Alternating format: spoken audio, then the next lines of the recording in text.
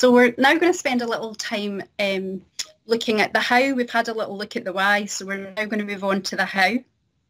And so we're just going to use the learning, teaching and assessment cycle, formerly known as the moderation cycle, to think about some aspects of this. And within the cycle, it's important that we start with the learners. We recognise that they are at the heart of every stage of this cycle. And I don't have time to go through every part of the cycle today, but I will touch on a few aspects to help you when planning for listening and talking. I'd also like to, at this stage, to draw on the knowledge in the room. So we'd love to hear from you about your experience. Please post in the chat, and there'll be also further opportunities to contribute as we go through this session. And I'd like to also acknowledge that many of the practical approaches in this webinar have been developed from the work of Voice 21. That's a charity whose aim is to transform the learning and life chances of young people through talk. So you will see on some of the slides an acknowledgement of their work. Thank you. So starting with the experiences and outcomes.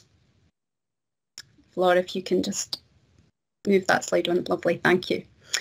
As you know, experiences set out expectations for the kind of activities which will promote learning and development, and outcomes set out the standards and expectations for what the learner will be able to apply or demonstrate.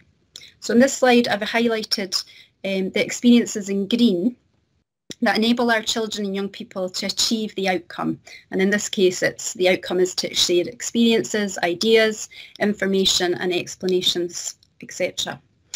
So what range of experiences are we providing for our children and young people to listen and to talk with others for different purposes, whether that be real or imaginary? As we've already commented, that research tells us that on average, a pupil will say 4 words in a lesson.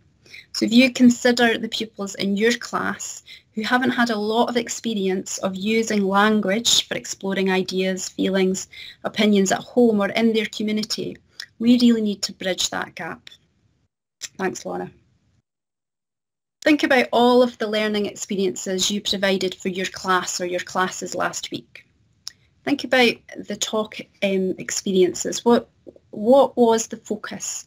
Was that focused learning to talk or learning through talk, or a good balance of both? And how much direct teaching was involved in developing those skills? This slide shows the 2 interrelated aspects of effective oracy. Direct teaching, which enables learners to use talk to learn, and then the context in which children learn effectively through talk. And it's really important that we think about that balance of the 2 aspects. Thanks, Laura. So when considering tasks that promote learning through talk, we can think about the different ways that they might support breadth, depth, challenge and application of learning across the curriculum. And you can see I've just highlighted a few ways that you can see that breadth, depth, challenge and application can be developed through those talk activities, those learning through talk activities. Okay, next slide. Okay, so we're going to open it up to everybody again, and we're going to think about our own practice at this point and consider what ways do you plan learning experiences for listening and talking that are really successful for you, that are good examples of how you provide breadth, challenge and allow children to apply their listening and talking skills as well. So any great ideas, hands up, or please pop something in the chat. We'd love to hear from some of the practice that people have in the room.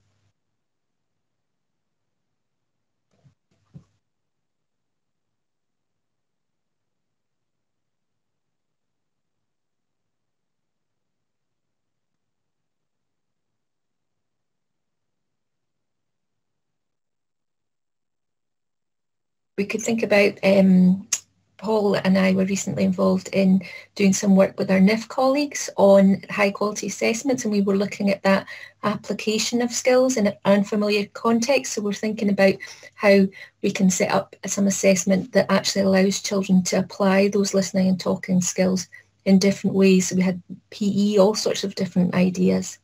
Mrs. Bryden's come in there. Do you want to tell us a little bit about that, Mrs. Bryden?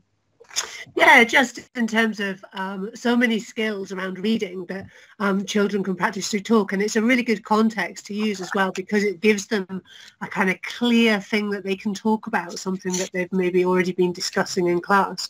But it's great for exploring kind of inference and thinking about what can we learn about characters and all kinds of stuff. So any kind of literature studied in class, I've always found it a fantastic way of introducing lots and lots of discussion.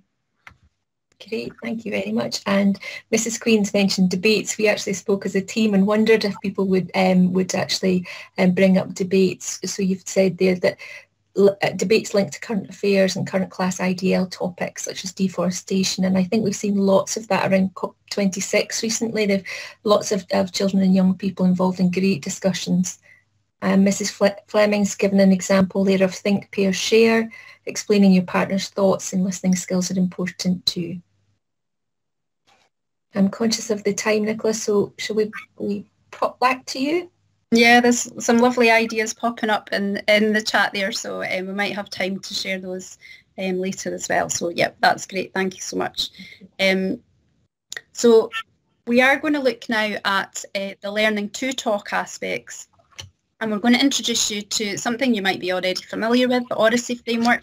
This was developed by Cambridge University and Voice 21, and it's useful to consider the different skills that enable successful discussion, inspiring speech and effective communication. And by breaking down these skills into 4 categories, cognitive, linguistic, physical and social emotional, it can be used to really help teachers and pupils set specific targets for pupils, to provide them with formative feedback on their use of listening and talking. And this allows you to plan learning and teaching, and is a really useful tool for assessment that can help pupils identify strengths and next steps. So for example, as I'm talking to you, I am using the cognitive strand as I consider how I best explain the Oracy framework to you. I'm using the linguistic strand as I'm considering which words and phrases to use, and I'm using the physical strand as I try to communicate clearly and confidently to you. Next slide, please. At the end of this webinar will be a Padlet with associated resources, including the Oracy framework and a glossary of the terms. And this is just there's also a link in the PowerPoint there to all the different skills within the framework. And it can be used for setting targets or providing formative feedback. So for example, you may have a child who is confident in the physical strand. He uses his voice to engage listeners, they give good eye contact, they use gesture. They may also be well developed in the linguistic strand, using appropriate vocabulary and register for their audience. But in terms of social and emotional strand, they may tend to dominate discussions, or they might need more support to listen actively and respond appropriately, etc. So it's a really useful tool just to think more deeply about where your learners' strengths are and where their next steps may be too.